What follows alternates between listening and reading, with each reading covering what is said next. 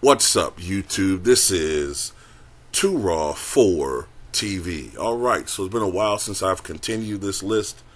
So I'm going to go ahead and go forward with this. So this is me continuing my top 15 shooting guards in professional basketball history. So that does mean I include the ABA in my rankings. So my list may be a little different from others because most people just include the NBA. At number 15, of course, I had Tracy McGrady. Number 14, Vince Carter. Number 13, Klay Thompson. Number 12, Reggie Miller. Number 11, Ray Allen. At number 10, Earl the Pearl Monroe. Number 9, Sam Jones. Number 8, James Harden. Number 7, George the Iceman Gervin. And number 6, I had the answer, Allen Iverson. At number 5, I have sometimes the Clyde throws me off. Clyde, I think of Walt Clyde. At number 5, I have Clyde the Glide Drexler. For the majority of his prime, he was the second best guard in the NBA, the best guard in the Western Conference, but he lived in the shadow and played in the shadow, of course, of Michael Jordan. At his peak, you can make the argument that he was the best all-around guard in the NBA. You can make that argument. One thing I remember about I keep saying Walt Clyde, because like I said, the Clyde throws me off sometimes when I think of Walt Clyde Frazier. The thing I remember about Clyde Drexler is that not only was he a great scorer, he was a great athlete, great slasher, great dunker, and all of that, but his dunks were more swooping, graceful, surprisingly powerful at times, but power wasn't really his game. It was the grace and, the fluidity of his game when he was in his prime. Before the knee injury, Clyde was a beast. But he was also a great rebounder for his shooting guard. And he's one of the best, if not the best, offensive rebounding shooting guard in the history of the NBA. And I really mean that. Let me look at some numbers to show you what I'm talking about. Now, for his career, Clyde Drexler averaged 6.1 rebounds per game. And that's pretty good. But from 1987 to about 1994, he averaged about the same 6.7 rebounds, but he averaged 2.8 offensive rebounds per game, nearly 3 offensive rebounds per game for a guard. That's incredible, especially in that era with the bigs. You know what I'm saying? And in some of those seasons, he averaged over 3 offensive rebounds per game. 1988-89, he averaged 3.7 offensive rebounds per game, nearly as many offensive rebounds as he did defensive rebounds. So unlike a lot of these guys today who initiate the fast break by getting the defensive rebound, which is the easier rebound to get, Clyde was mixing it up with the bigs, getting offensive rebounds. So in my opinion, he's one of, if not the greatest offensive rebounding shooting guard I've ever seen in my life. He was, from what I can remember, an above average defender. Not on the level of Michael Jordan or Gary Payton, but he was an above average defender, a good defender in his prime, and he was a great facilitator.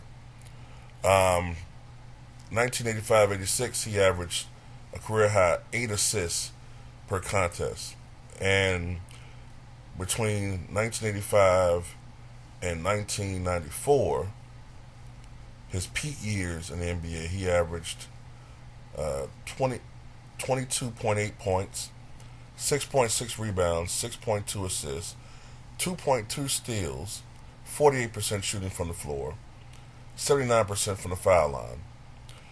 And, as far as his three-point shooting is concerned, for his career, he was a 31.8% three-point shooter, but he got noticeably better, though still not great, but he got better in the latter stage of his career from 1994 to 1998.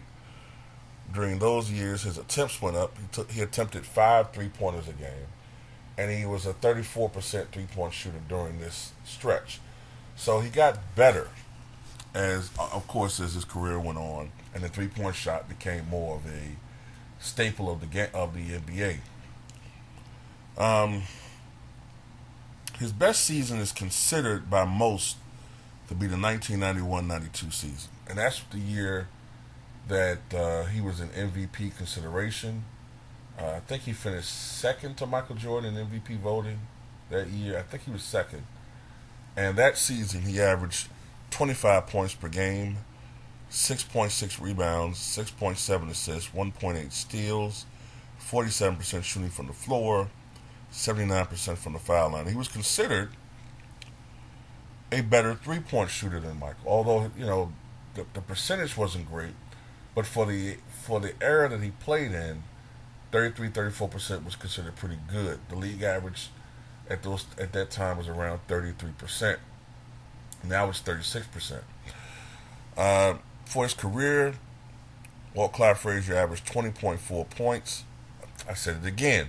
Clyde Drexler averaged 20.4 points, 6.1 rebounds, 5.6 assists, 2 steals per game, 47.2% shooting from the floor. I already said his three-point shooting, and 78.8% from the charity stripe. As far as his cumulative totals are concerned, he scored 22,195 points, corralled 6,677 rebounds, dished out 6,125 assists. He's one of the few players in the history of the NBA to exceed 2,000 steals in their career. He had 2,207 steals. And I want to talk about Walt Clyde Frazier as far as his resume is concerned.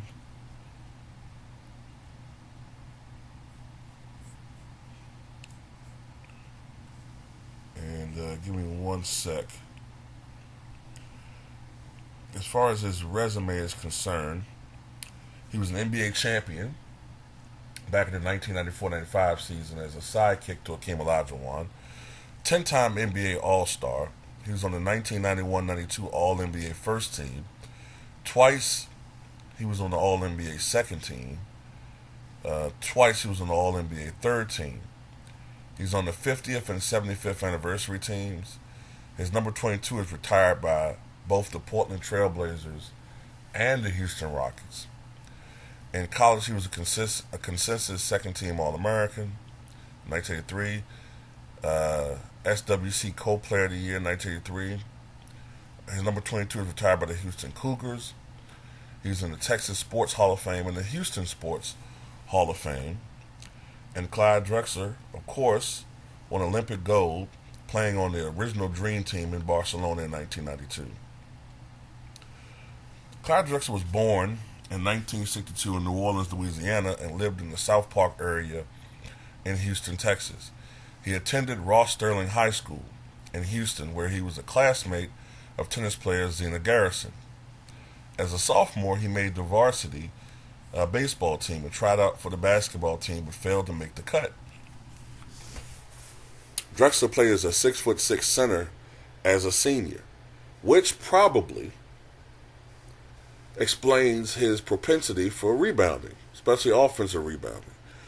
He began receiving attention from college coaches following a 34-point, 27-rebound performance against Sharpston High School during the 1979 Christmas tournament.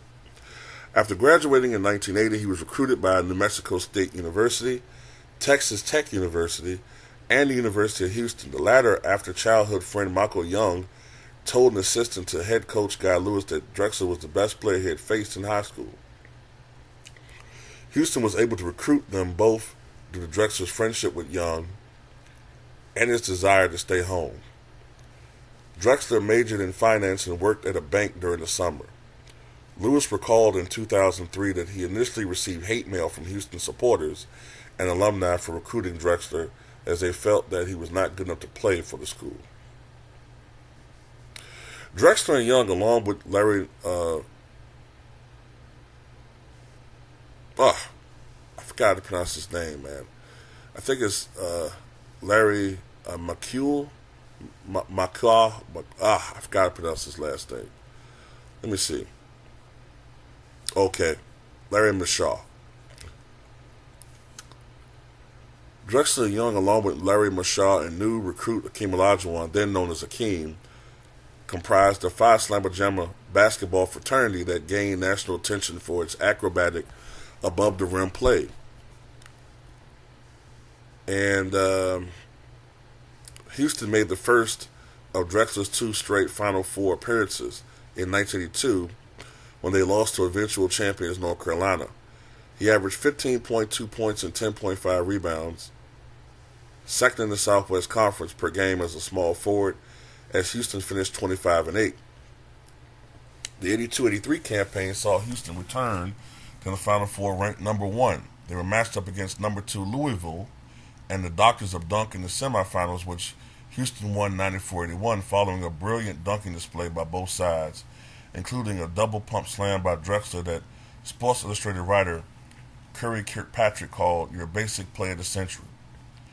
He finished with 21 points, 7 rebounds, and 6 assists. In the championship game against North Carolina State, Drexler failed to make an impact after picking up 4 fouls before halftime and scored only 4 points on 1 of 5 shooting and 2 free throws in North Carolina State's upset victory. Drexler declared for the NBA draft as a junior, leaving Houston with career averages of 14.4 points, 3.3 assists, and 9.9 rebounds in 3 seasons.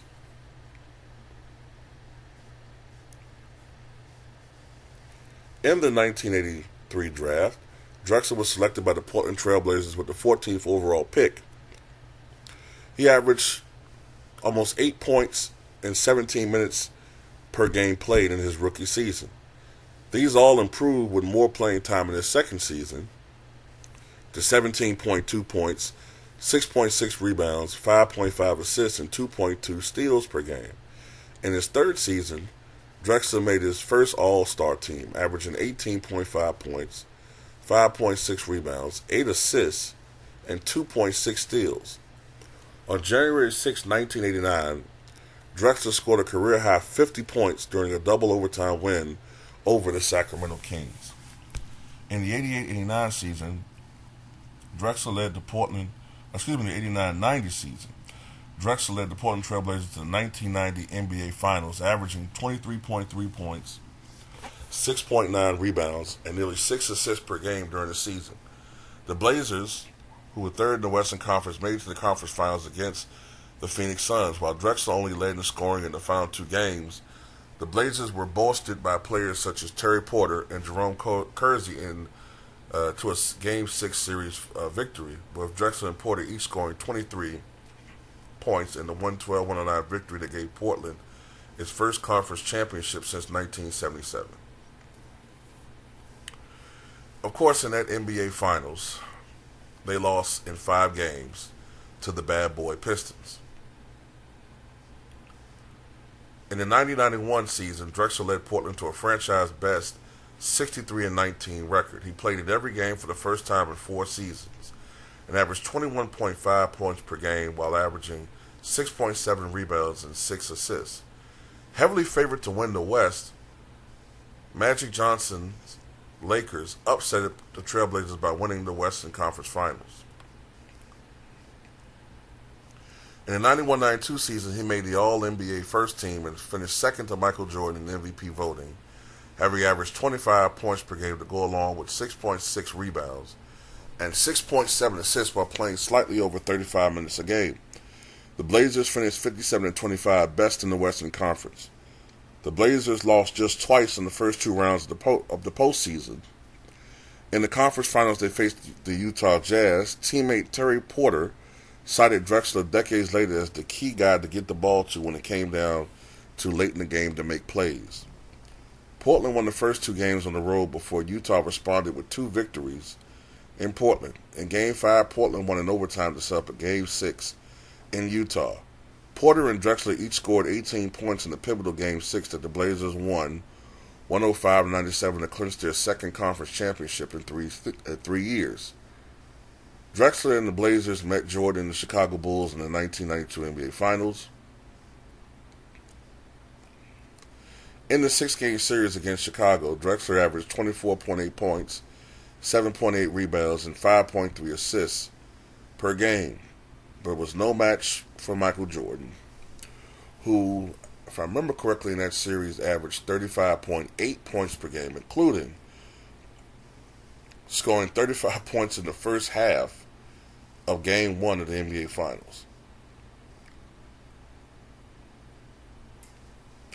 Later that year, he was selected to the U.S. Olympic basketball team, nicknamed the Dream Team, which won the gold medal in Barcelona. When Drexler was traded, midway during the 1994-95 season, Drexler left the franchise as the all-time leading scorer with 18,040 points, which stood as a franchise record until Dame Lillard passed him in 2022. On February 14, Valentine's Day, 1995, with the Blazers out of serious contention for a championship, Portland honored Drexler's request to be traded to a contender. They sent the Blazer great back home to the Houston Rockets along with Tracy Murray in exchange for Otis Thorpe, the draft rights of Marcelo Nicola, and a 1995 first-round draft pick right before the trade deadline. Despite finishing the regular season with a record of 47-35, which placed the Rockets 6 out of 8 playoff teams in the Western Conference, Drexler and longtime friend Keem Olajuwon, helped propel them to an improbable second consecutive championship in 1995. On May 5th, during the first round, while down 2-1 against the Utah Jazz, Drexler led the Rockets in scoring with 41 points, while Olajuwon added 40 in a 123-106 win. Houston would go on to win the deciding Game 5 and then win every remaining elimination game on their postseason run. In the finals, the Rockets swept the Orlando Magic. In his third and final NBA Finals appearance, Drexler averaged 21.5 points, 9.5 rebounds, and 6.8 assists per game. But this time, Drexler and his team were victorious in the finals. Drexler played his last 3 full seasons with the Rockets. The 1995-96 season saw him average 19.3 points per game and 52 games played. Knee problems and ankle problems were starting to plague Clyde Drexler. That year, the Rockets beat their first-round opponent, the Lakers, which would be Magic Johnson's last series and last games as an NBA player. But in the second round, they faced their nemesis, some of the Rockets' nemesis, the Seattle Supersonics. Drexler led the team in a variety of categories in the series, such as rebounds, points, and assists in various games, but the Sonics eliminated the Rockets in 4 games. The following year, the Rockets, having traded for Charles Barkley before the year started, went 21-2 to begin the year, but injuries were piled on the team, with Drexler having a hamstring injury. He was named to the All-Star game but did not play in what ended up as his final selection. Drexler played a total of 62 games by averaging 18 points a game with 6 rebounds and 5.7 assists. The Rockets finished 57-25 and made it all the way to the conference finals against the Jazz. But as we all know, in Game 6 they were eliminated by a John Stockton three-pointer at the buzzer. The 1997-98 season was his final year in the NBA. If I remember correctly, he announced that it was going to be his final season in the NBA. He played in 70 games and averaged 18.4 points a game, with 4.9 rebounds, the lowest since his rookie year, and 5.5 assists. His assist totals led the team, which staggered to a 41-41 record in a playoff spot. The Rockets played the Jazz in the opening round and held a series lead going into Game 4. But an injury to Barkley spell they ended their chances as Utah rallied to send home Houston in 5 games. The first opening round loss for Houston since 1991. Drexler retired at the age of 35, stating his reason as doing so because of his desire to leave on his own terms while still playing at a high level. At the time of his retirement, Drexler was only one of 3 players in history with 20,000 points, 6,000 assists, and 6,000 rebounds. In 15 seasons, Clyde Drexler never missed the playoffs. Clyde the Glide Drexler, as he was nicknamed at the University of Houston and throughout his professional career, was famed for his speed and athleticism on the court and for his easygoing and quiet demeanor off the court. At the University of Houston, Drexler became known for his exceptional abilities as a finisher and driver of the basketball, but he was generally not considered a great shooter, though he improved on this as his NBA career progressed. During his pro career, Drexler developed a much more well-rounded game, even becoming an effective post player and more consistent outside shooter. His extraordinary leaping abilities allowed him to be an acrobatic dunker, and Drexler participated in numerous NBA All-Star dunks during their late 80s. He was a versatile player who often was a stat sheet stuffer in points, rebounds, assists, and steals. Along with being a great offensive rebounder, as a matter of fact, he leads the career average of all guards as far as offensive rebounds with 2.4 per game. He also was a great shot blocker for a player of his size. And for his career in block shots, for his career, he averaged 0.7 blocks per game, but for his career as far as a total, he had 719 blocks. So he's up there amongst the all-time leaders when it comes to shooting guards, when it comes to blocks. So, Clyde Drexler, one of the greatest players in the history of the NBA, and one of the, in my opinion, top 5 shooting guards to ever play the game.